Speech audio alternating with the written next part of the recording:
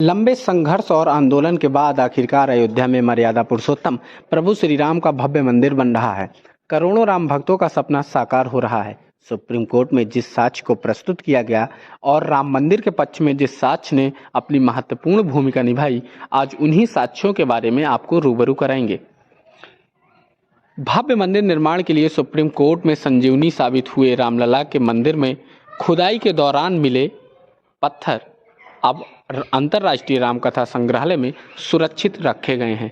इन पत्थरों में उत्तर भारत के नागर शैली की कलाकृतियां दिखाई देती है, जो किसी मंदिर के गवाही देते नजर आते हैं। सुप्रीम कोर्ट में राम मंदिर के लिए गवाही देने वाले पाषाण का अब श्रद्धालु भी दर्शन कर रहे हैं।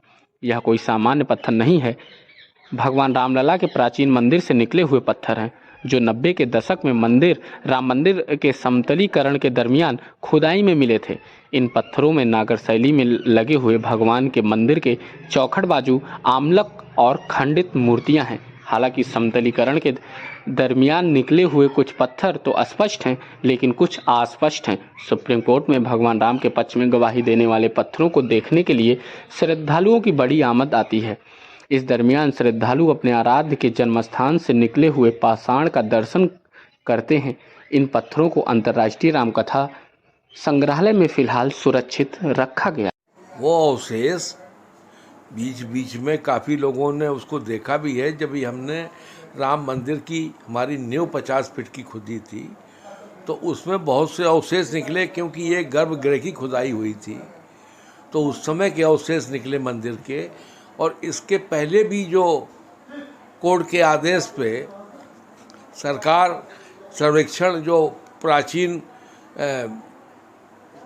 उसने विभाग ने जो है उसकी जो खुदाई किया था, तो उसमें जो अवशेष निकले थे, जब उसके बाद में उसी जगह पे तो अब हमने खुदाई करके और हमारी गर्भगृह में ही तो पहले देखा गया था, फिर गर्भगृह को जो हमने खोदा 50 फीट का नींव भरा, तो उसमें जो अवशेष निकले हैं उन सबको प्राचीन हैं। चूँ वो खंडित हो गए हैं, कोई भी उसमें अवशेष साबित नहीं है, लेकिन प्राचीन हैं, बहुत पुराने हैं। तो संग्रहालय के रूप में जो हमको संग्रहालय सरकार ने दिया है, उसमें हमने अपना एक कक्ष बना करके कि ये मंदिर की खुदाई में हमको मिले हैं, जनता को दर्शनार्थ के लिए रखा गया है। पत्थर तो एविडेंस के रूप में जो पुरातत्व विभाग के लोगों ने जो खुदाई किया और जो उसमें पत्थर निकले और जो उसके सबूत दिए गए, उसी सबूत के आधार पे तो ये साबित हुआ कि इसके नीचे मंदिर था और मंदिर के ऊपर फिर ये निर्माण हुआ तोड़ के मंदिर का, और इसके नीचे भी मंदिर का पूरा भाग निकला है। तो स्वाभाविक है, उसी आधार पे तो सुप्रीम कोर्ट ने फैसला दिया। शेष तो सब पहले के हैं। पुराने म्यूजियम जब किराए पर था तभी से हैं। नए 2 गुमनामी बाबा की गैलरी है। पहले गैलरी में जो पहली गैलरी है उसमें शोकेसेस हैं, उसमें रामायण पर आधारित अंकन है, कुछ वो शोकेस में है, दिखता है। एकांकी कहानियाँ हैं रामायण की। दूसरे में 20 स्टोन स्कल्पचर है, टेराकोटा है, वो कुछ वस्त्र हैं, शो पपेट है, पपेट शो है।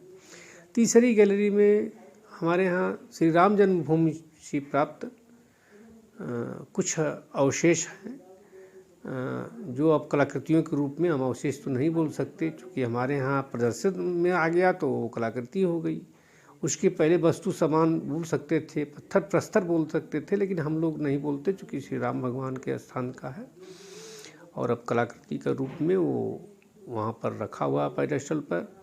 और वो जो है 90 के दशक में, मेरे ख्याल से 91 के आसपास से, ये मैं तो नहीं था उस समय यहाँ, तो समतलीकरण के दौरान किसी वजह से समतलीकरण से राम जन्मभूमि का हुआ था, तो वहाँ से कुछ प्रस्तर प्राप्त हुए थे टुकड़ों में। कुछ अस्पष्ट हैं कि ये फला चीज़ है, ज़्यादातर बोल्डर टाइप हैं, स्पष्ट नहीं होता कि वहाँ के किस भाग का मंदिर या महल रहा होगा तो किस भाग का है। तो वो वहाँ पर प्रदर्शित है। अच्छा, ये भी कहा जाए